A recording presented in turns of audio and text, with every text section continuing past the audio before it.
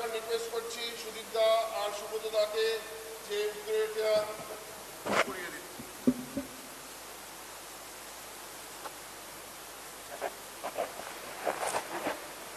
अभी मैं गुजारिश करूंगा जसवंत सिन्हा जी से कि आप लोगों के सामने दो शब्द कहें।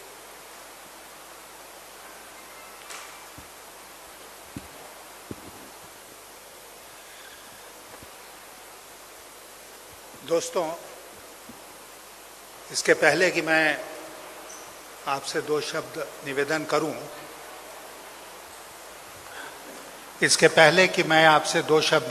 करूं, मैं एक सुखद समाचार आप लोगों को देना चाहता हूं।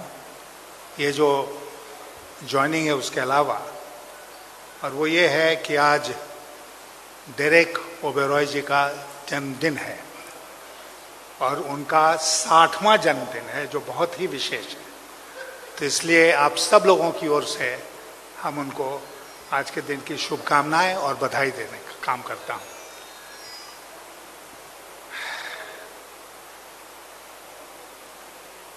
आपको ये जो आज की घटना है उसके बारे में शायद आश्चर्य हो रहा होगा कि क्यों इस उम्र में, जब एक तरह से मैंने दलगत राजनीति से, पार्टी पॉलिटिक्स से अपने को अलग कर लिया था, तो फिर मैं पार्टी में शामिल होकर क्यों एक्टिव हो रहा हूं। तो मैं आपसे कहना चाहूंगा कि देश जो है वो एक बहुत अद्भुत परिस्थिति से आज के दिन गुजर रहा है। बहुत अद्भुत परिस्थिति इसलिए है कि अभी तक जिन वैल्यूज को, जिन मूल्यों को हम बहुत महत्व देते थे और ये सोच के चलते थे कि इस पर सब कोई अमल करेगा ही हमारे प्रजातंत्र में, आज वो मूल्य खतरे में है और उनका अनुपालन नहीं हो रहा है। हम सब परिचित हैं इस बात से कि प्रजातंत्र की ताकत प्रजातंत्र की संस्थाएं होती हैं। The strength of democracy lies in the strength of the institutions of democracy. आज लगभग हर इंस्टीट्यूशन, जो संस्था है प्रजातंत्र की, वो कमजोर हो गई है और मैं बहुत अफसोस के साथ इस बात को कह रहा हूं कि उसमें देश की जो न्यायपालिका है, जुडिशरी है, वो भी शामिल होती है। इसलिए सरकार के मनमानेपन के ऊपर अंकुश लगाने वाला कोई बचा ही नहीं। तो हमारे देश के लिए ये सबसे बड़ा खतरा पैदा हो गया है। प्रजातंत्र का मतलब ये नहीं होता है कि सिर्फ आप हर 5 साल पर चुनाव करा दें, लोगों को वोट देने का अवसर दें। प्रजातंत्र का मतलब होता है कि जो सरकार बनती है, जो प्रतिनिधि चुने जाते हैं, वो 24/7 के बेसिस पर जनता के प्रति अपने कर्तव्य का पालन करते रहें। तो आज आप देख रहे हैं कि हमारे देश में क्या हो रहा है और ऐसा लगता है जैसे कि किसी को कोई चिंता नहीं है। आज इस देश का किसान उद्वेलित है। जो किसान पैदा करता है, जो हम खाते हैं, अन्नदाता है, वह दिल्ली के सरहद पर बैठा हुआ है और किसी को कोई चिंता नहीं है। मजदूर पलायन करके रोजी रोटी की तलाश में गए, फिर किस परिस्थिति में पैदल वापस होने के लिए मजबूर हुए, वो दृश्य हम सब लोगों ने देखा है। आज वो भी त्रस्त है।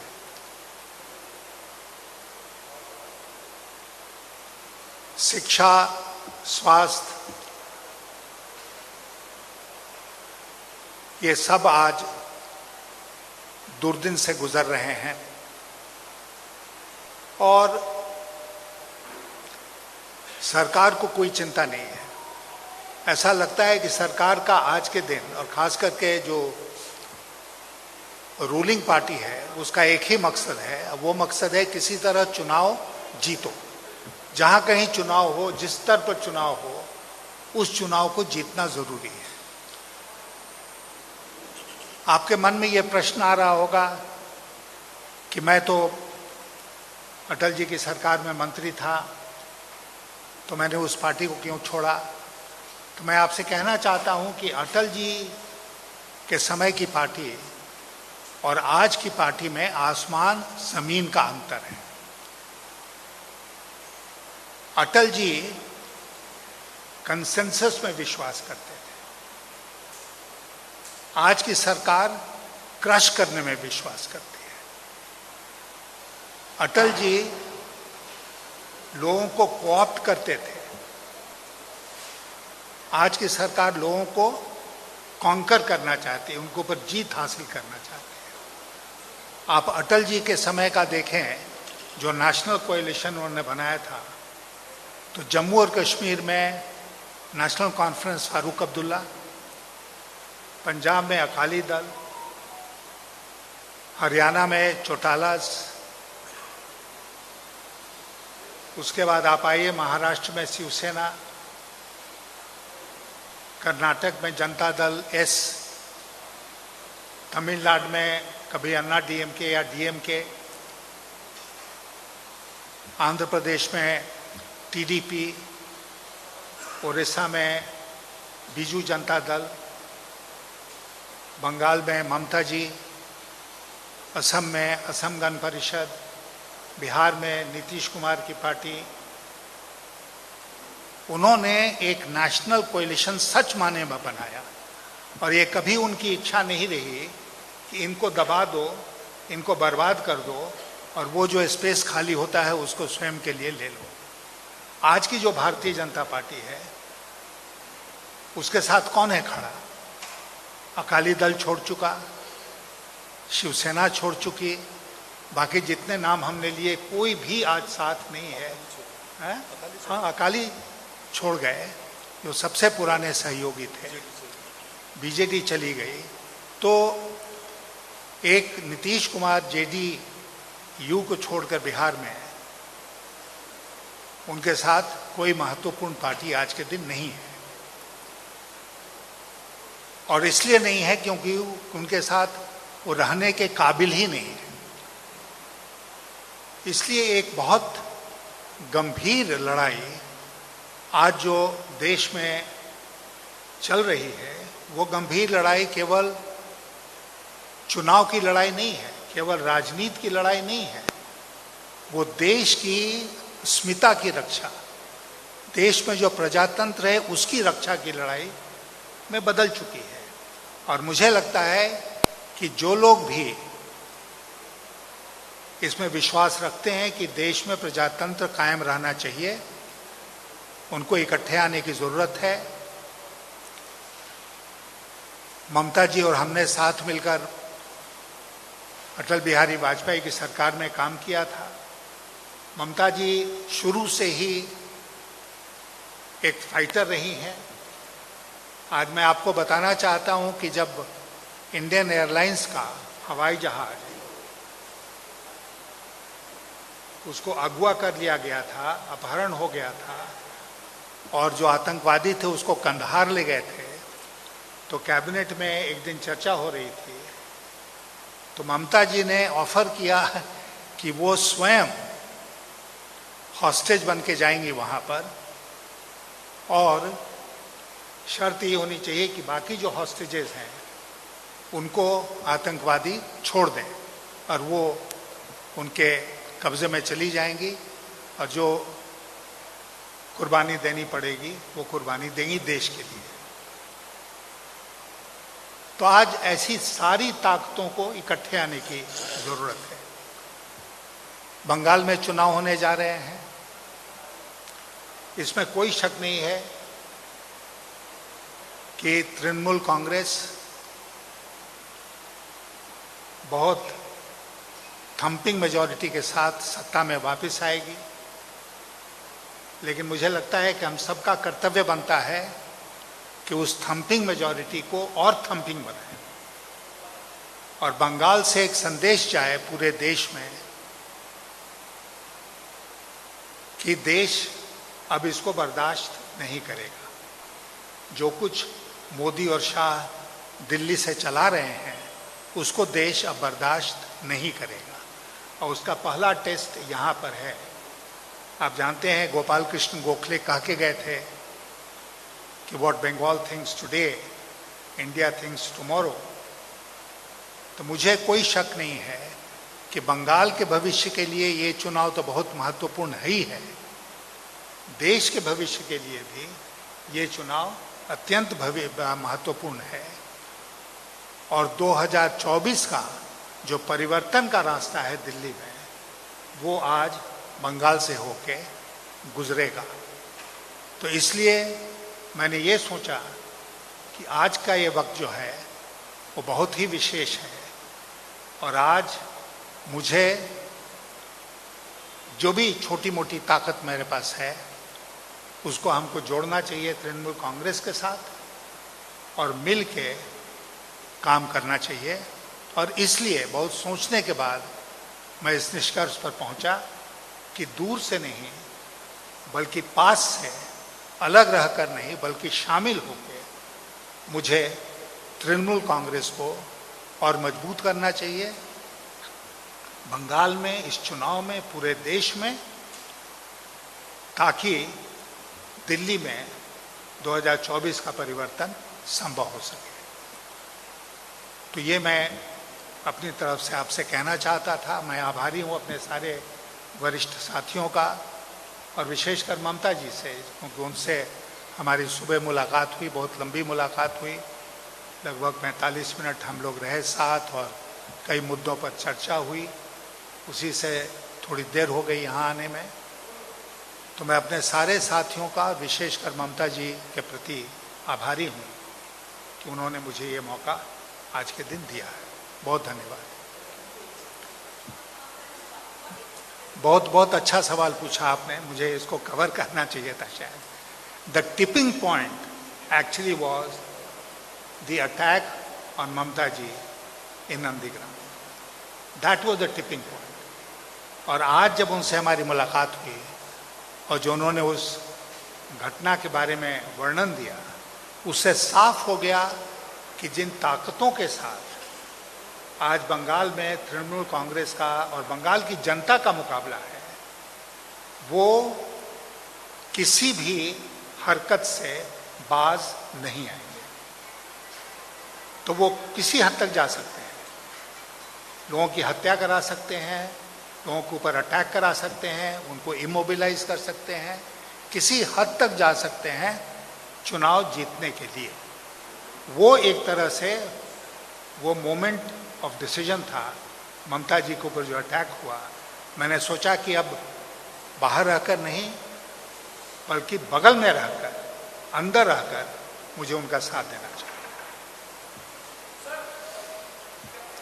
मैंने वो रिपोर्ट देखा नहीं है, लेकिन चीफ सेक्रेटरी वहाँ थे क्या, नहीं थे।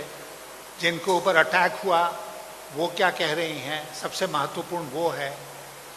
और चीफ सेक्रेटरी रिपोर्ट किसको भेज रहे हैं? इलेक्शन कमीशन को। मैं बहुत अफसोस के साथ इस बात को कह रहा हूँ कि इलेक्शन कमीशन अब स्वतंत्र संस्था नहीं रही। सबसे जो हम लोगों के लिए तकलीफ की बात है वो ये है कि पहले ऐसा नहीं था। मैंने एक हाल में एक ट्वीट में कहा कि पहले ये था कि चाहे पॉपुलर रूल होगा, इलेक्टेड लोग शासन चलाएंगे, या धारा 356 लगेगी किसी राज्य में और प्रेसिडेंट रूल लगेगा। यही व्यवस्था है संविधान में।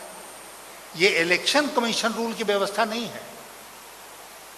इलेक्शन कमीशन रूल जो चुनाव की घोषणा के बाद और मॉडल कोड ऑफ कॉन्डक्ट लगने के बाद लागू हो जाता है, उसका कोई संवैधानिक उसके लिए व्यवस्था नहीं है। लेकिन हो जाता है ना। इलेक्शन कमीशन संविधान के मुताबिक इलेक्शन कमीशन का कंट्रोल होता है उस मशीनरी के ऊपर जो सीधे चुनाव कराई। और सीधे चुनाव कौन कराता है? District election officer. वो कौन होता है? वो होता है district magistrate. District magistrate district election officer होता है और वो चुनाव कंडक्ट कराता है अपने जिले में।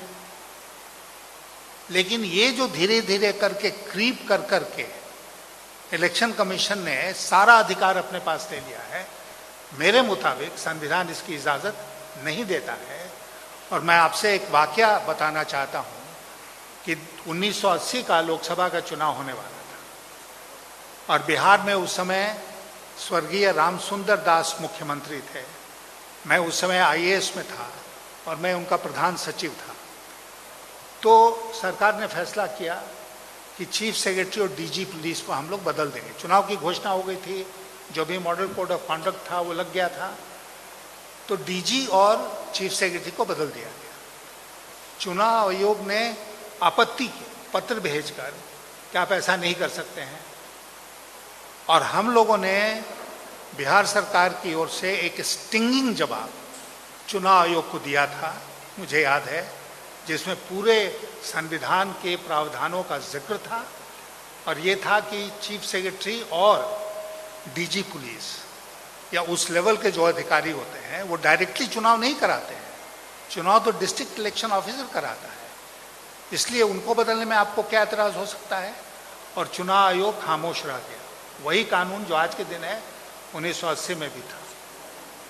लेकिन जैसा मैंने कहा कि क्रीपिंग एक्विजिशन, क्रीप कर कर के आगे बढ़ बढ़कर एक व्यवस्था बन गई है कि चुनाव आयोग जब घोषणा करेगा चुनाव का तो वो मॉडल कोड ऑफ कॉन्डक्ट लेगा और उसका पूरा शासन जो है वो चुनाव आयोग के हाथ में चला जाता है।